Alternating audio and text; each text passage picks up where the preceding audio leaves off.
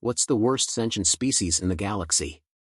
That's a question that gets tossed around a lot, especially in places like this, cafeterias on trading posts, where spacers from all over the cosmos gather to swap stories. Right now, there are at least half a dozen different species in this room alone, maybe more. And if you've spent enough time in the void, you've had your share of encounters, some good, some bad, and some you'd rather forget. The usual answer? Humans. They're dangerous, unpredictable, and incredibly difficult to outmaneuver once they've set their minds to something. Then there are the Koopkamsu, infuriating to communicate with, and if you do get through, their response is usually something along the lines of, "We're doing this whether you like it or not. Get out of our way." The Grek, the Orva, and the Asha are also worth mentioning, extremophiles with environmental needs so far removed from the galactic norm that finding common ground is nearly impossible. Ever tried negotiating with a species that breathes methane or thrives in temperatures hotter than boiling water? It's not exactly easy. But if you ask me, after decades of deep space travel and countless encounters, the worst species in the galaxy, the ones you absolutely do not want to cross paths with, are the Statstan. Surprised? Most people are. The Statstan don't have a reputation for being particularly dangerous. Their physiology is unremarkable, short, covered in insulating fur, with small tusks they usually file down. They're not aggressive, not warlike, not even physically imposing. They spend most of their time hanging upside down by their tails. And yet, they are, without a doubt, the most untrustworthy beings in known space. It's not their intelligence that makes them dangerous, it's their total lack of scruples.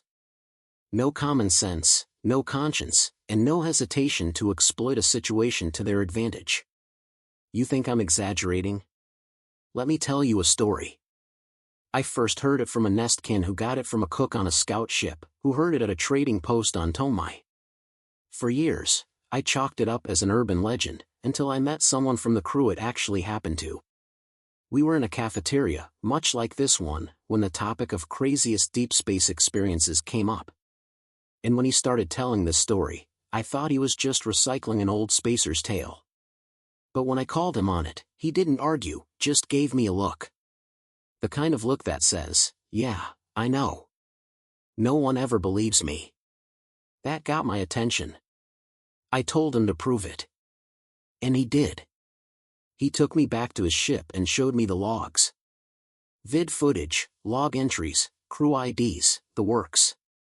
And I swear on my mother's beak, what I'm about to tell you is true. It started with a distress call.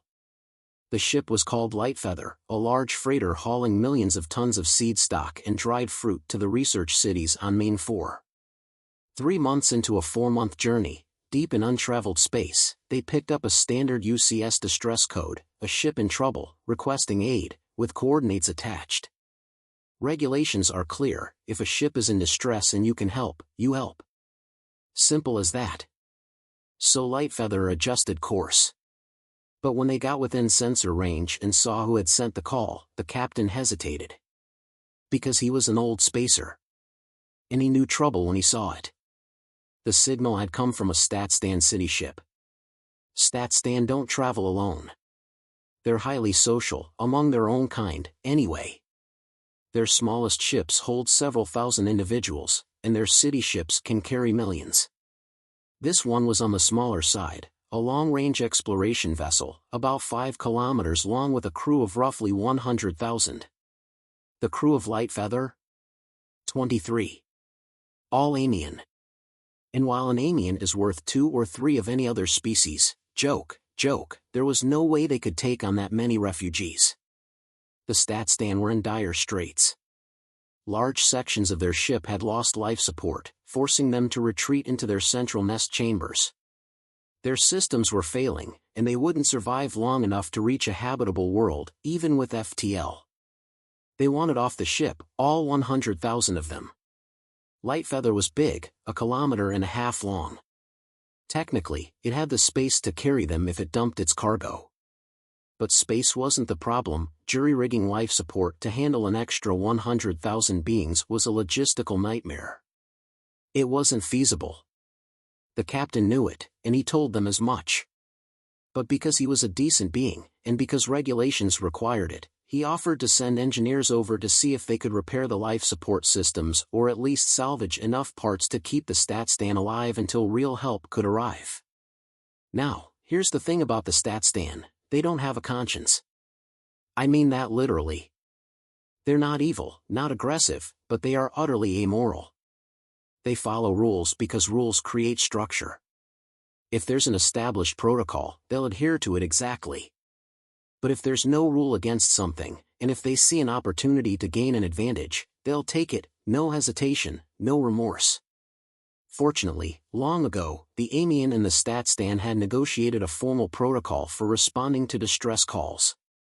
The captain reviewed the procedures and found that everything seemed in order. Even so, before he left the ship, he gave clear instructions. If contact with the rescue team was lost, the crew was not to send reinforcements. They were to send out a distress call immediately. 12 Amian went aboard the StatStan ship, the captain, the safety officer, the medic, and 9 engineers. The first mate and cargo specialists remained behind with a few engineers to ensure Lightfeather could still function if things went wrong.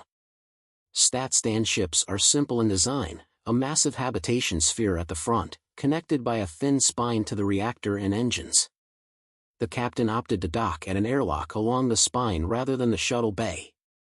StatStan don't keep traditional hangars. Instead, they disassemble their shuttles after use and store the components separately. Their autofactories can reassemble them as needed, which is efficient, but the captain didn't want to risk them not knowing how to put his shuttle back together. More than that, he wanted to know for sure that his shuttle would be right where he left it, waiting, ready to leave at a moment's notice. And with the StatStan? That was a very, very smart decision. He had decided to leave a delegation behind. About 50 Staten met them at the airlock, any fewer, and they'd start having panic attacks. Have you ever seen a Staten in person?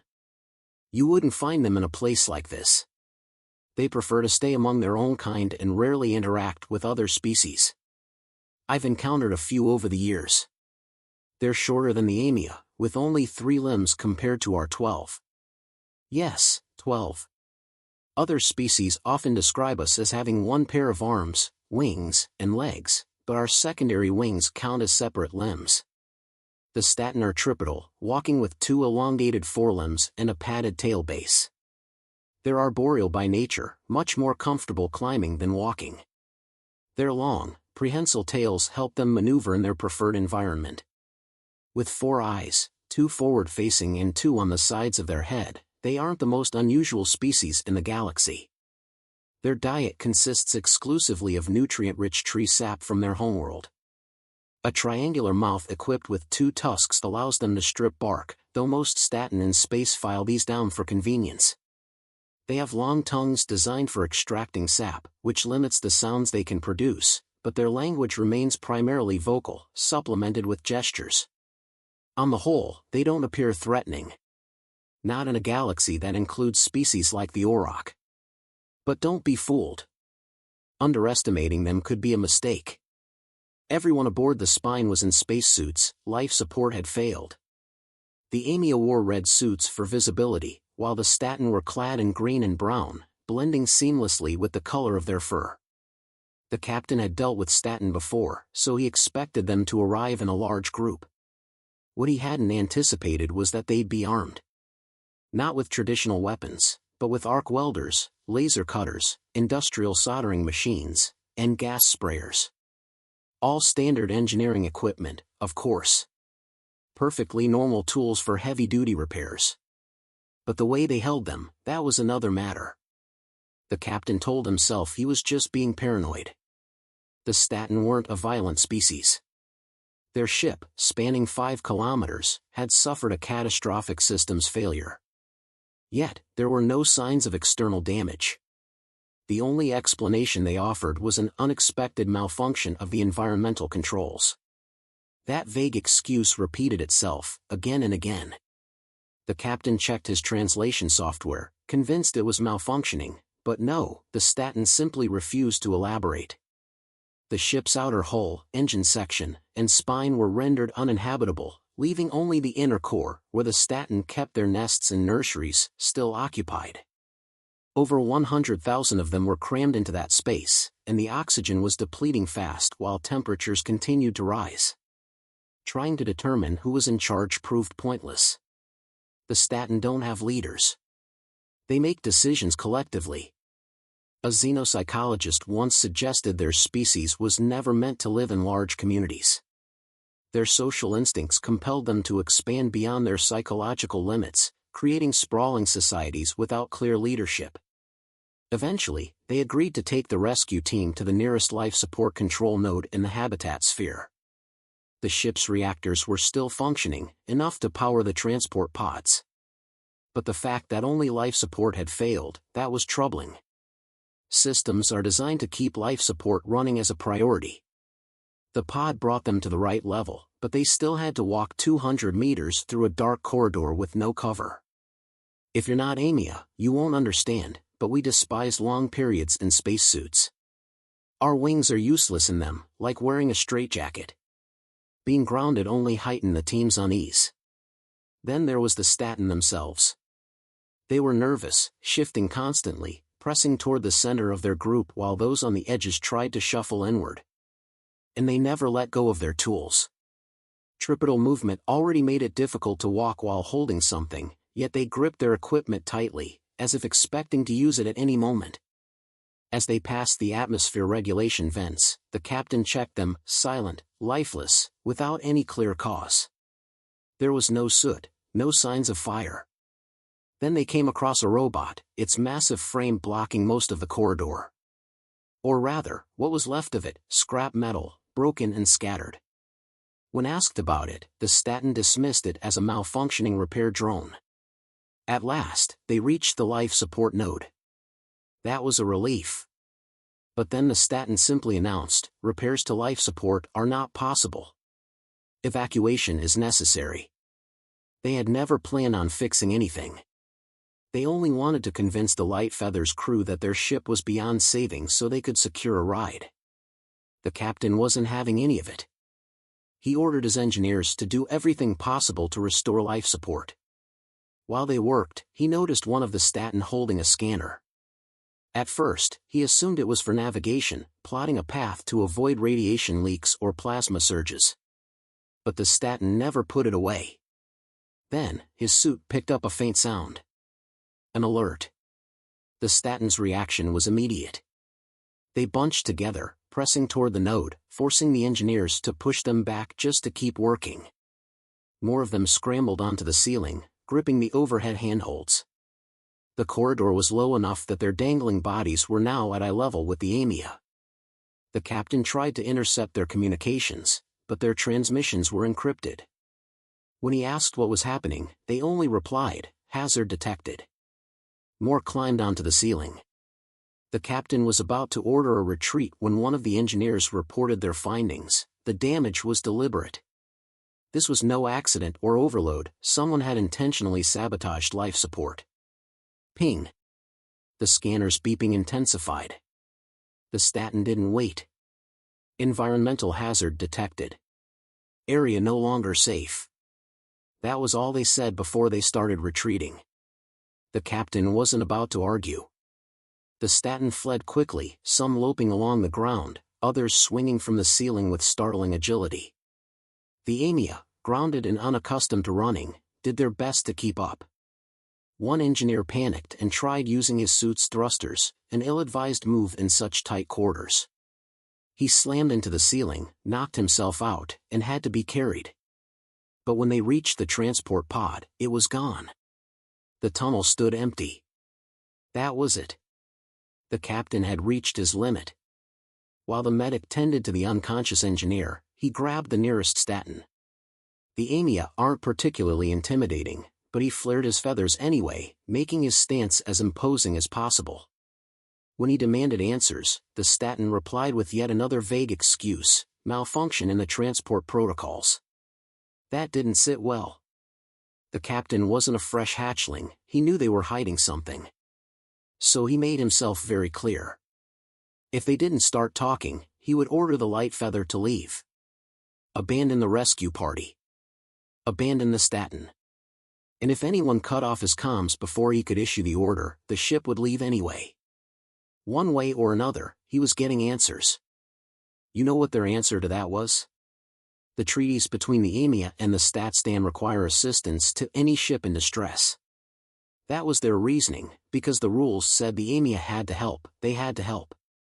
Never mind that any sentient with a trace of self-preservation instinct would be sprinting for the nearest airlock by now, treaty or no treaty. Never mind that the Statstan had been lying through their fuzzy behinds the whole time. If it was in the manual, that was what they did. The idea that someone might say to hell with the rules simply didn't compute for them. Well, the captain had a response for that. The treaty stated that the EMEA must render aid where possible, and by withholding critical information, the Statstan had made it impossible for him to accurately assess the situation and determine the best course of action. As captain, his first duty was to the safety of his crew and ship. Until they came clean about what was really happening, he wasn't about to risk the light feather. He could tell they were debating amongst themselves, even though he had no access to their private channels. But then his suit started picking up the sheer volume of electromagnetic signals flooding the airwaves, and he realized something. It wasn't just the 50 Statstan in the corridor with him. It was the entire ship. All 100,000 of them were locked in a massive argument, each one eager to voice an opinion while avoiding any actual responsibility. They were throwing out ideas, letting the most popular rise to the top of the collective consensus, whether they made sense or not, because as long as it followed the rules, it couldn't be wrong. No wonder their ship was in chaos. Or, as one of his officers put it, they were hovering over the guano pool with a broken wing. Did I say the captain was fed up? He was well past fed up. He sent a quick message to warn his crew that he was going offline for a moment, then jury-rigged his suit radio to flood every frequency at once. That got their attention. Dialing his external speakers to max, he cut through the thin atmosphere and prayed the Statstan had decent translation software. The moment their connection to the rest of the ship was severed, they practically panicked, but then, hearing his voice, they actually seemed relieved. The first thing he told them was to stop consulting their entire species for advice. The Statstan in the inner habitat weren't the ones about to die if things went sideways. They were. The second thing he told them, it was time for the truth. Starting with what happened to the transport pod and working backward. Without the ship-wide chorus muddying their thoughts, the 50 Statstan in the corridor finally seemed to think more clearly. And they answered. The transport pod was withdrawn to maintain quarantine. The captain's stomach dropped. Quarantine? Of what? The response was garbled, 10 different Statstan talking over each other at once, but the message was clear enough. There was an alien life form aboard the ship. Species unknown. Origin unknown. That was all they would say. Wherever they had picked it up, the moment it got aboard, it started killing. At first, the Statstan reacted logically enough. They were an advanced species. A rogue xenoform shouldn't have been a problem. So they modified their repair bots to carry makeshift weaponry and sent them in. But their internal sensors were built only for environmental monitoring, not tracking hostile life forms. The best they could do was narrow its location to general sections of the ship. They evacuated those areas and sent the bots in for search and destroy operations. It was a disaster. The rescue team had already seen the results, dozens of repair bots torn apart. The modifications weren't enough. The bots were too fragile. And the Statstan quickly realized they weren't going to win this fight with repurposed maintenance drones. So they tried handling it themselves. They printed weapons, industrial tools refitted for combat, and modified their scanners to pick up slight shifts in air currents and electrical potential. Motion detectors. They geared up and formed squads of no fewer than 100 to hunt the creature down. It tore them to pieces. It was big enough to rip a Statstan limb from limb. It was fast. It struck without warning and vanished just as quickly. The others would pick up panic distress signals from the team under attack, but by the time reinforcements arrived, all they found were body parts and burn marks from weapons that hit nothing. At that point, panic set in. They pulled back their teams, evacuated to the inner core, and went straight to the rulebook. Their protocols for alien infestation were designed with microbial threats in mind, not a predator. The last resort? Cutting life support in contaminated sections. Less effective when your enemy could move between them at will. But if they cut everything at once, they vented the entire outer layer of the ship to hard vacuum. It didn't work. Whatever it was, it could survive in space. The first scout team to re-enter the affected sections after repressurization? Only 10% made it back alive. Desperate, they turned to environmental warfare. They pushed their life support systems to the limit, throwing every combination of temperature, pressure, and gravity they could think of at the thing. Safety protocols were overridden, baseline functions disabled. They reached temperatures between freezing and boiling. Gravity hit 10 times standard. It didn't die. All they managed to do was destroy their own life support systems.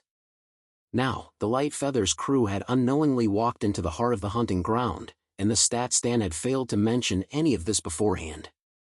Now do you see my point? Stat-Stan are the worst.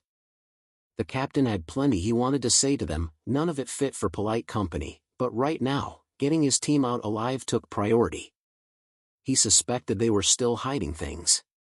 For one, he didn't believe for a second they didn't know where the creature had come from. But there was no time to interrogate them further. He tried to convince them to send back the transport pod. No luck. The Stat-Stan here didn't have access to the controls, and the ones who did weren't about to risk their only escape route while the alien might still be nearby. That left one option, making it to the next section of the ship and sealing themselves off. Unfortunately, the alien had already proven it could move between compartments. The Stat-Stan had welded every hatch in the inner core shut just to keep it contained. Except for one transport line, still open for maintenance crews. With no other choice, the captain lifted the EM jamming and updated the Light Feather crew. Under no circumstances were they to dock with the city ship. If the Stat-Stan tried to send a shuttle, they were to jump to FTL immediately. He made sure the Stat-Stan heard that part loud and clear. Then, switching to a private channel, he consulted his rescue team.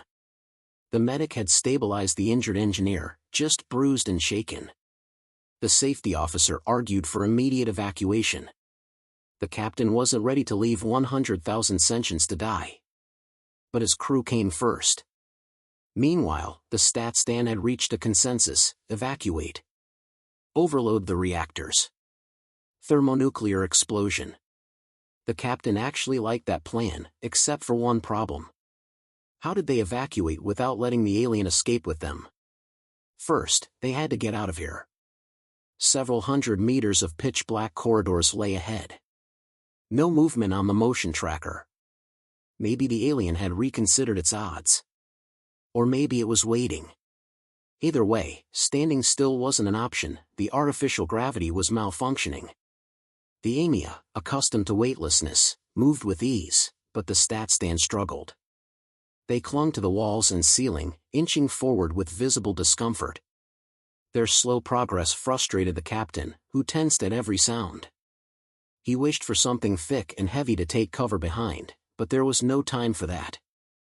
His duty was to his crew, and hiding wouldn't help them now. They had to reach the next section and seal the bulkheads. Ping. At least the Stat-Stan were moving faster now. They were clumsy in the low gravity, but they pressed on, even as some lost their grip and bounced off surfaces. Ping. Something was behind them. Moving fast. Closing in. But there was still time. Ping. The captain turned, scanning with his suit lights. Walls. Floor. Ceiling.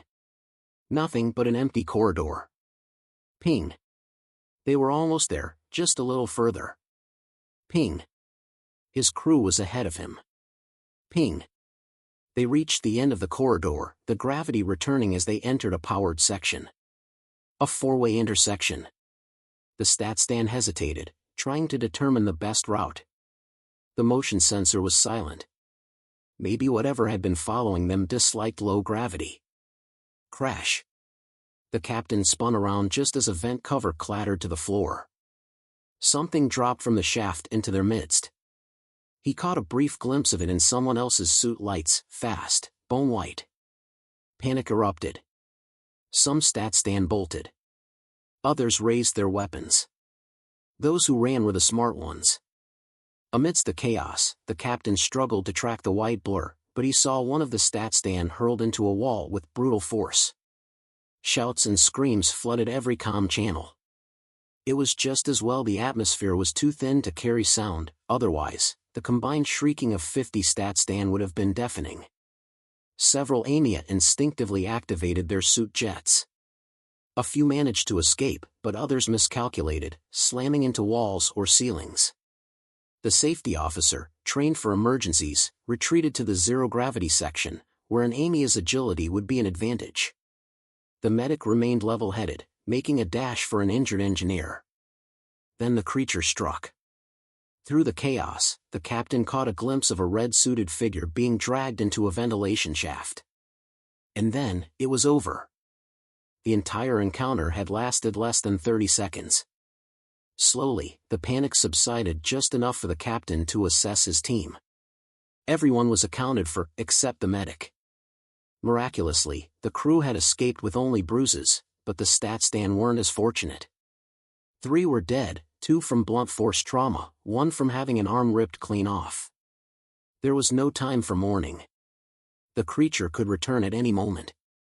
The captain hesitated, but he still had 10 crew members who needed to reach safety. The medic would understand. The next section was only 150 meters away. Left. Right. Left again. Every step, they waited for the motion sensor to go off, but it remained silent. Then, suddenly, they were there. Safe. The heavy vacuum-proof doors sealed behind them, but the captain didn't let himself relax just yet. He checked his crew's biomonitors. The readings were basic but functional, good enough to confirm no one was seriously injured. Their vitals were all within normal ranges. A relief. Then something caught his eye. The medic was still alive. The captain ran a diagnostic, ensuring he was looking at real-time data. No delay. No error. The readings were current. The medic's vital signs were strong. Bringing up the ship's map, the captain traced the medic's signal. His suit tracker was still broadcasting. He wasn't even that far away, just a few hundred meters, 2 levels up. The captain stood frozen in thought. He had been raised to believe that you never abandon your crew. Every AMIA was taught that.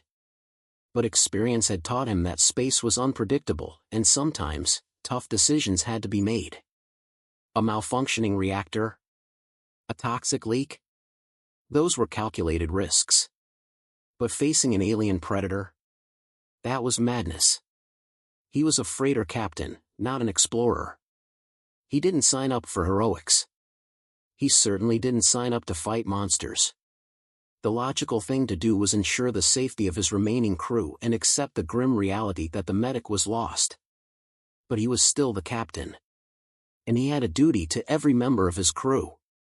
After a quick discussion with the safety officer, he made his decision. The stat stand were shocked when he announced the change of plans, though not as much as the rest of the AMIA. It took some convincing, but in the end, they relented. The rest of the team would continue to the transport pod and return to the Lightfeather shuttle. The captain and the safety officer would go back for the medic. The stat stand didn't like decisions made without unanimous agreement, but they also didn't care if 2 AMIA wanted to get themselves killed. They left, taking the motion detectors with them. Once they were gone, the safety officer pulled out the stunners, long, staff-like weapons designed to deliver an electrical pulse. Non-lethal, but painful. They were meant for subduing crew members who lost control in the deep void. Against an alien predator? It was anyone's guess how effective they'd be. Ned. Normally, the captain would never bring weapons aboard another ship without permission. But this was a stat stand vessel. And he had suspected from the start that they were hiding something. As they waited at the section divider, he tried reaching the medic on comms. No response. A grim thought crossed his mind. Even if the creature hadn't killed him, it was unlikely he was in good condition. But as long as that biomonitor showed life, there was still hope. After a few minutes, the door opened, the captain breathed a sigh of relief. Whatever else happened, the others had reached the transport pod. He looked at the safety officer, but there was no need for words. "You don't have to do this, you know." But the safety officer was already through the door before the captain could finish.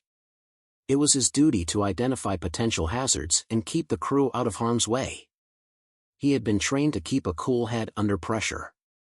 Maybe no one had ever anticipated a situation like this during that training, but this was undeniably a hazard, and there was a crewman in danger. Retracing their steps, they found an access shaft leading 2 levels up. Using their jets, they ascended and followed the medic's tracker beacon. The captain kept a close eye on the motion sensor, but it remained silent as the grave. 1 intersection. 2. 3. They moved cautiously through the empty corridors, suit lamps cutting through the darkness, but found nothing. They were close now. The medic had to be just beyond the next corridor. Then, a sound came from behind them. The captain spun around, but once again, all he saw was an empty hallway. The motion sensor, however, was registering movement from the direction they had just come. He and the safety officer exchanged glances before breaking into a sprint. If the creature had stashed the medic somewhere and gone off to hunt the others, they might still have a chance.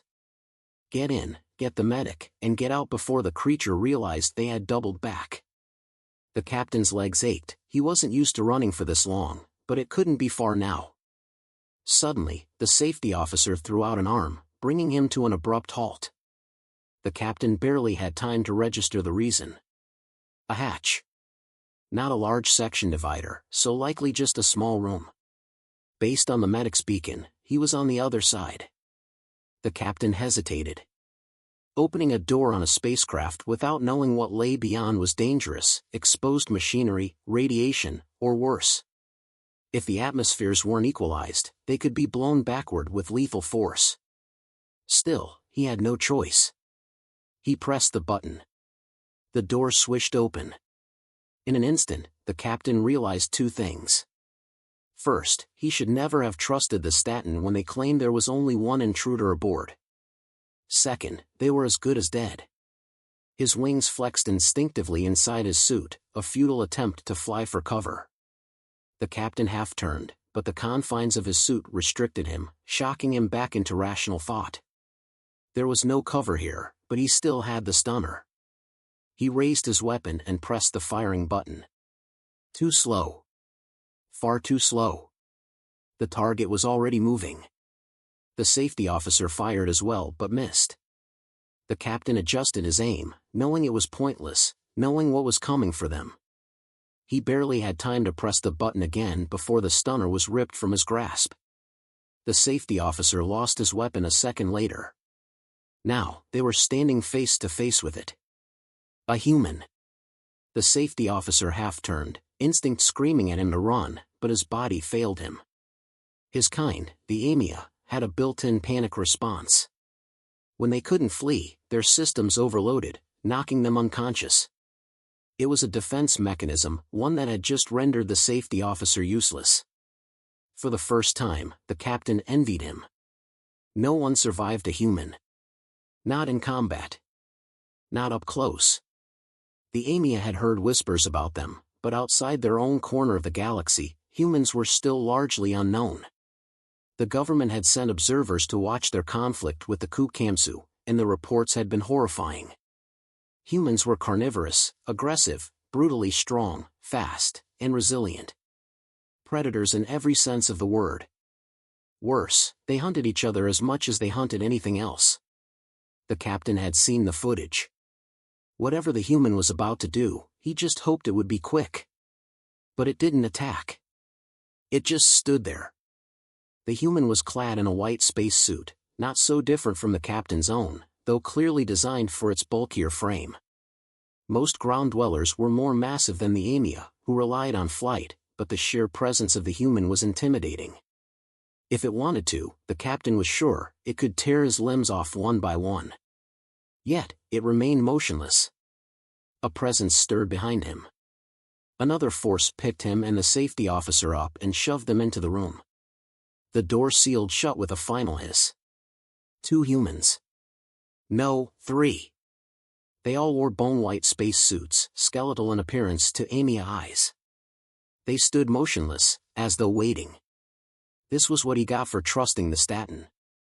Desperate, the captain activated his comms. He needed to send a message to the Light Feather, ordering them to retrieve the rest of the crew and flee. Then, he noticed an alert, an incoming signal on a new frequency. Almost reflexively, he accessed it. An audio transmission. At least, that's what it appeared to be. Hello? Hello? Can you hear me?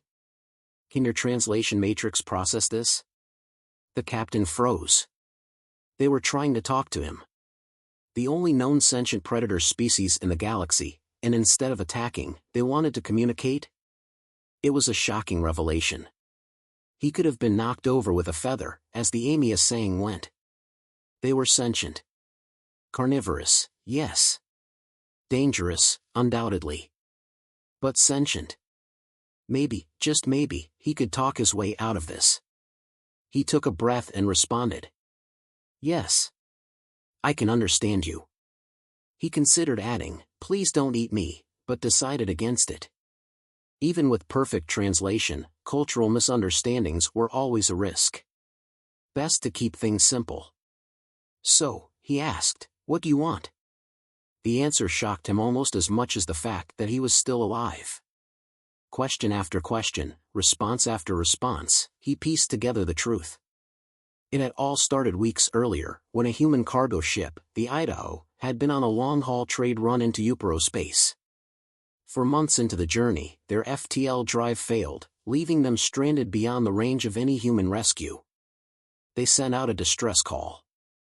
The Staten answered. But the Staten didn't believe in rescue. They scanned the Idaho, checked their records, and saw no bilateral agreements with humans. No treaties. No obligations. So, they did what Staten do best. They claimed the Idaho as salvage and began cutting it apart.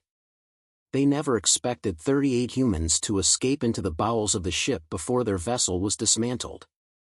They never imagined those humans would survive inside the ship's systems, moving through the ventilation shafts, bypassing security, and adapting to the new environment. They had picked up passengers. Passengers who were very, very good at surviving.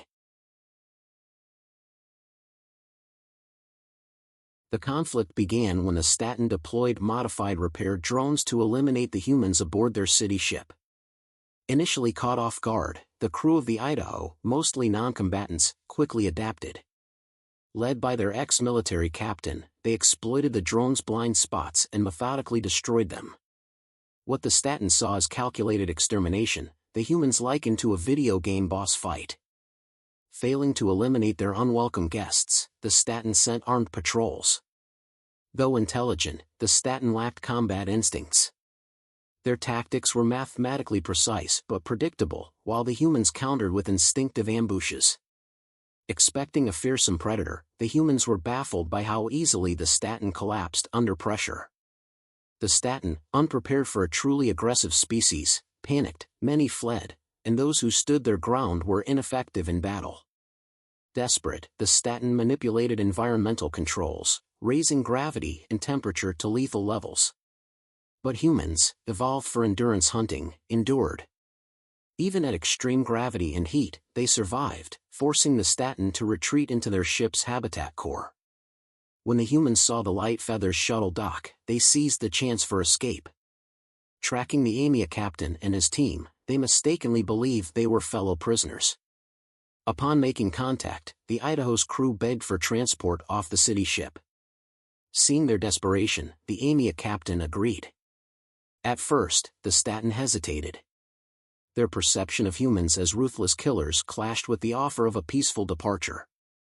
But facing certain defeat, they eagerly accepted. Not everyone was comfortable. The Light Feather's safety officer opposed bringing such dangerous beings aboard. Yet the captain upheld the principle that no spacer in distress should be abandoned. With the Idaho beyond repair, the Staten provided an extra shuttle to expedite the humans' departure. Despite the crew's initial unease, the humans integrated well aboard the Light Feather, subsisting on fruit rations and even bonding with the Amia over humor, a rarity in the galaxy. By the time they reached Me-4, the terrifying predators had become allies and friends. The humans disembarked, grateful. Their captain assured his Amia counterpart that if ever he needed assistance, he only had to ask. But the Amia captain simply replied, "It's what any decent captain would do." As for the Staten, they didn't escape unscathed. Forced to pay restitution for the Idaho's destruction and its crew's deaths, they learned a costly lesson. And for those wondering what the stranded humans ate during their time on the Staten ship, well, let's just say scavenging goes both ways.